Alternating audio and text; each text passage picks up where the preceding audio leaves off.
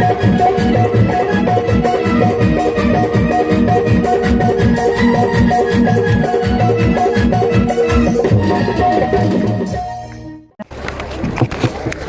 के कार्यक्रम की अध्यक्षता कर रहे इंजीनियर अजीत कुमार जी, इसके मुख्य अतिथि जो प्रदेश ही नहीं बल्कि पूरे देश में सामाजिक सांस्कृतिक आंदोलन को गति देने का काम करते हैं, वरिष्ठ अधिवक्ता हाई कोर्ट आदरणीय गुरु मदन प्रसाद जी,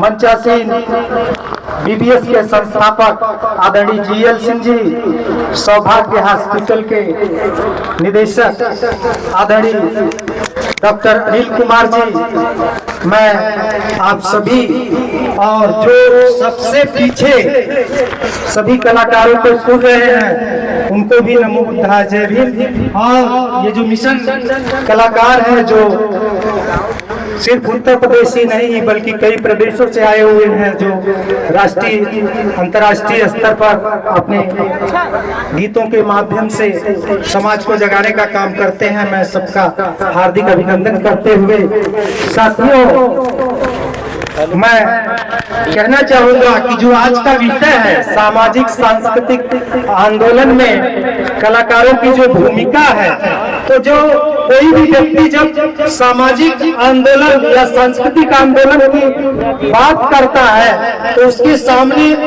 एक लोक कहावत है, आप लोगों ने सुना होगा कि वो आदमी, कुछ लोग होते हैं जो हौसला बढ़ाने का भी काम करते हैं, कहते नहीं हम आपके साथ हैं इस लड़ाई में, कुछ लोग हैं जो मनोबल गिराने का भी काम करते हैं। तो एक लोग की कहावत कहते हैं कि भाई अकेले चना भार नहीं फोड़ेगा, ये सुना होगा आप लोगों ने। लेकिन बहुजन समाज का गायक कलाकार अकेले ही हजारों लोगों के जीवन में परिवर्तन लाने का काम करता है।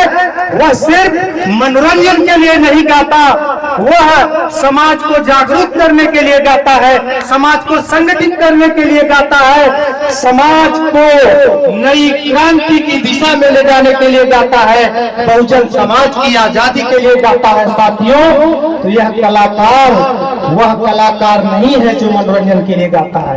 एक सवाल है आप सबसे कि जब समाज में और देश कलाकारों से भी कि जब समाज में, देश में और बहुजन समाज में चारों तरफ अंधेरा ही अंधेरा हो आपके जीवन में, तो क्या ऐसे में अंधेरे में गीत गाए जाएंगे?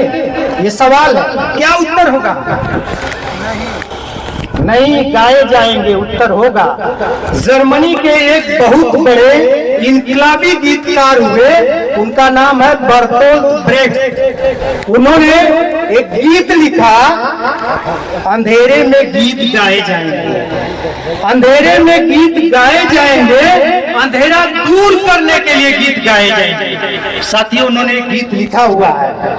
तो मैं एक गीतकारों का बड़ा ही दुनिया में अनोखा और अद्भुत इतिहास है। मैं एक बात बता दूं, यूनान में एक आज से 2700 साल पहले एक गीतकार हुए और पूरी तरह से वो अंधे थे। सूरदास अंधे थे कि नहीं हमें नहीं मालूम, लेकिन वो पूरी तरह से अंधे थे। उन्होंने इलियड और ओडिसी एक महाकाव्य की भी रचना की है, 2 महाकाव्यों की। उनका जो है इतना बड़ा प्रभाव उस यूनान में हुआ, उनके लाखों क्या पूरा देश दीवाना था और उन्होंने उनके नाम से एक युग चल पड़ा, उनका नाम था होमर। ऐसे ही भारत में भी अगर आप देखेंगे साथियों, तो मध्यकाल में, भक्ति काल में जो संत परंपरा है, वो संत क्या कर रहे हैं? वो ज्ञान बांट रहे हैं अपने गायन से, सुक्ति, दोहा, रमैनी, सोटा जो भी है उससे वो कर रहे हैं। लेकिन 2 तरह के संत हैं। डॉक्टर बाबा साहब अम्बेडकर ने भी उसमें फर्क किया हुआ है।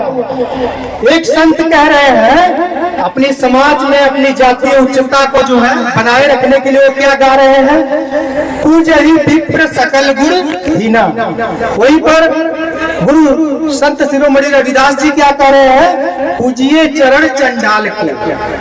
मतलब कितना फर्क है। तो डॉक्टर बाबा साहब अम्बेडकर ने कहा है कि बहुत सारे संत हुए और संतों की एक परंपरा रही है जिन्होंने समाज में एक बदलाव लाने के लिए काम किया है, लेकिन उन्होंने दो ऐसे संतों का नाम लिया है जिन्होंने उस हजारों साल से चले आए सिद्धांत को त्याग दिया।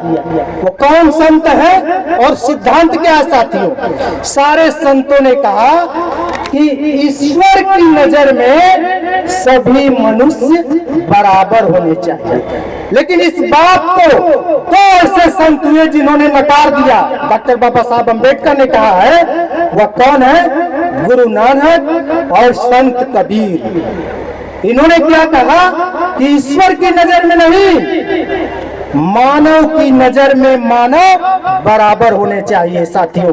इसीलिए डॉक्टर बाबा साहब अम्बेडकर ने संत कबीर को अपना दूसरा गुरु माना साथियों। और संत कबीर क्या कहते हैं? पोथी पढ़ी पढ़ी जगमुआ पंडित हुआ न को। ये पोथी क्या है? किस पोथी की बात कर रहे हैं? उस पोथी की बात कर रहे हैं जिस पोथी ने हमें आज ब्राह्मण क्षत्रिय वैश्य शूद्र में बांट दिया, 6743 जातियों में बांट दिया, 40,701 जातियों में बांट दिया साथियों, जिसकी लड़ाई हम लोग लड़ रहे हैं। जिस पोथी मानवता का संदेश नहीं देती, उसको पढ़ने के बाद व्यक्ति सच में विद्वान नहीं हो सकता। वो मर जाएगा लेकिन विद्वान नहीं हो सकता। उसी पोथी का वो विरोध कर रहे हैं साथियों। वर्तमान सामाजिक और राजनीतिक परिदृश्य का आप विश्लेषण करेंगे तो पाएंगे कि आजादी के 78 साल बाद क्या स्थिति है। इस समय देश में क्या चल रहा है? अमृत काल।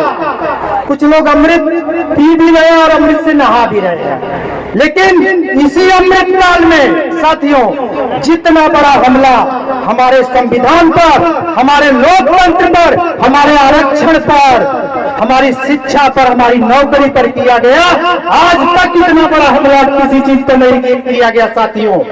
यही अमृत काल है।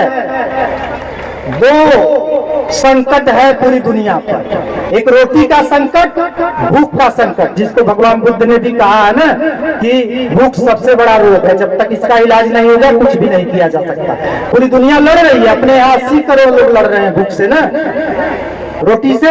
और दूसरा क्या है? पर्यावरण का संकट। लेकिन भारत एक ऐसा देश है साथियों, यहाँ तीसरा संकट है और जो सबसे खतरनाक है, जिससे हजारों साल से हम लोग लड़ रहे हैं, वह क्या है? जाति व्यवस्था का संकट, जिससे समाज में ऊंच नीच, भेदभाव, क्रमिक गड़बड़ी फैली हुई है। तो इस संकट को आप कैसे दूर करेंगे? हमारे महापुरुषों ने एक टीम बनाई इसी संकट से जो है उठ करके। भगवान बुद्ध ने कहा बहुजन हिताय बहुजन सुखाय।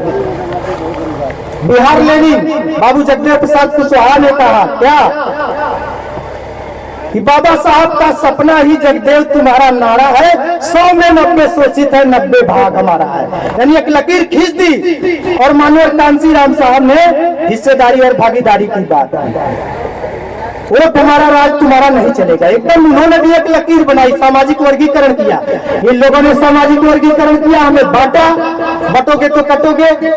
हमारे महापुरुषों ने भी सामाजिक वर्गीकरण किया।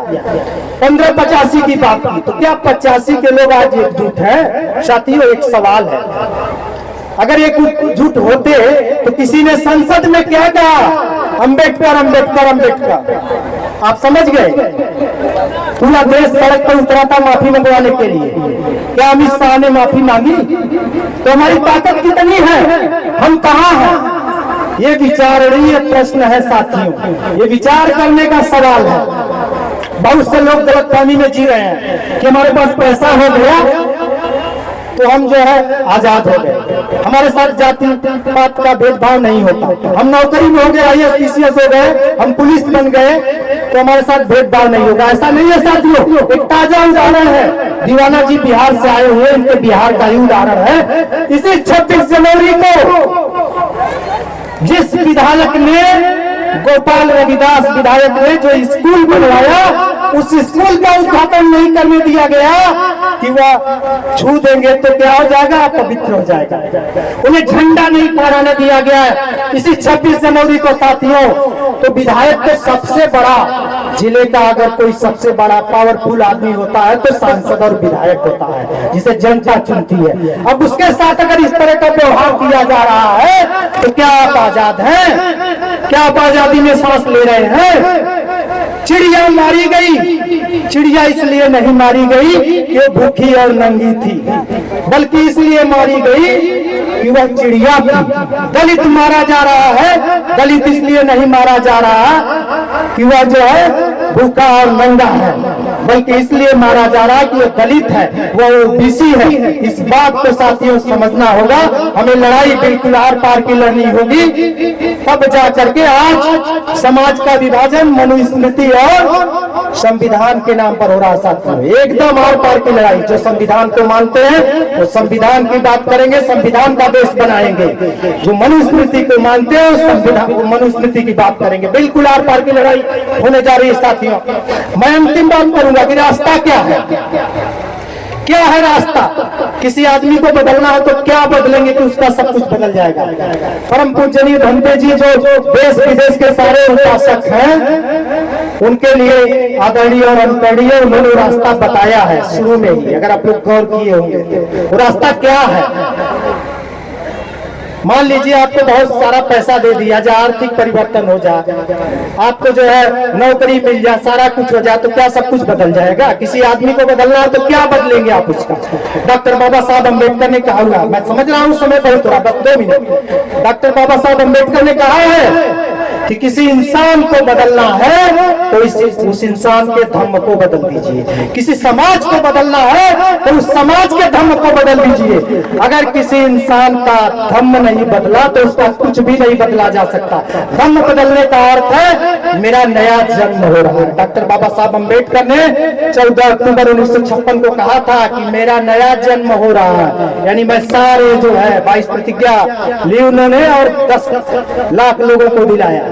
तो साथियों आज हमें जो है उस व्यवस्था को छोड़ने की और कोई रास्ता नहीं। उसमें रहेंगे तो आप नीच रहेंगे, आपके साथ भेदभाव होगा, तो उसे त्यागने की जरूरत है। साथियों मैं अंतिम बात अपना कहना चाहूंगा बस कि मानता हूं कि मुझको मत मानो, मानता हूं कि मुझको मत मानो, पर सच क्या है सिर्फ इसे जानो। गुलाम अपना बाप था, गुलाम अपना बाप था, तुम भी न रह जाना वही, तुम न निकलोगे तो निकलेगा न कोई सर। यहाँ रह गए चुप बैठकर, रह गए चुप बैठकर तो बेकार समझे जाओगे, हक पे लड़ते मिट गए तो तुम शहीद भी कहलाओगे।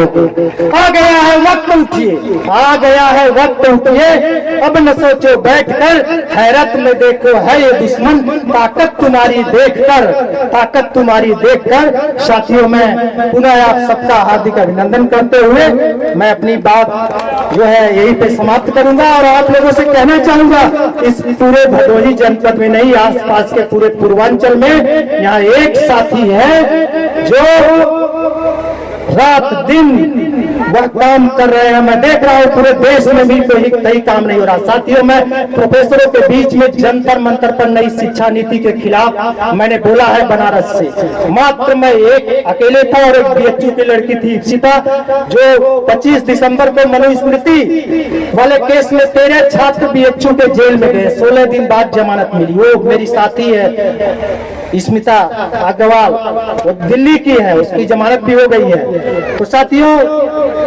एक साथी है आपके बीच में बैठे हुए आदरणीय जीएल सिंह जी, जो कारवां लेके चल रहे हैं। वो लड़ाई रात दिन समाज को जगाने की जरूरत है। वो बीबीएस भीम गर्जना संघ जो काम कर रहा है वो पूरे देश में कोई नहीं कर रहा साथियों। तो मैं अनुरोध करूंगा कि आप लोग भीम गर्जना संघ से भी जुड़े और इस कारवां को आगे बढ़ाए। मैं पुनः आप सबका हार्दिक अभिनंदन करते हुए मैं यहीं पे बोलना बंद करता हूं साथियों। जय भीम, जय भारत, जय संविधान। बहुत बहुत